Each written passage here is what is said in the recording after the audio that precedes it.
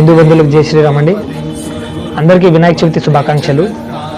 వినాయక చవితి మనకి జరుపుకోవడానికి కారణం ఏంటంటే, మనలో హిందువులలో ఐక్యత పెరగడం కోసం, యూనిటీ పెరగడం కోసం బాలగంగాధర్ తిలక్ గారు దీన్ని తెచ్చారు. కానీ మన హిందువులు దీన్ని ఒక ఎంటర్టైన్మెంట్గా చేసుకున్నారు.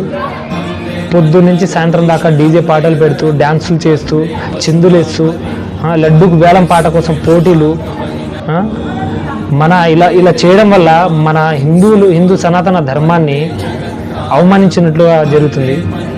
దయచేసి హిందూ బంధువులారా, ఇలాంటివి చేయకుండా మనం చేసుకోవడానికి, పాటలు వినడానికి మన సనాతన ధర్మాల్లో చాలా ఉన్నాయి.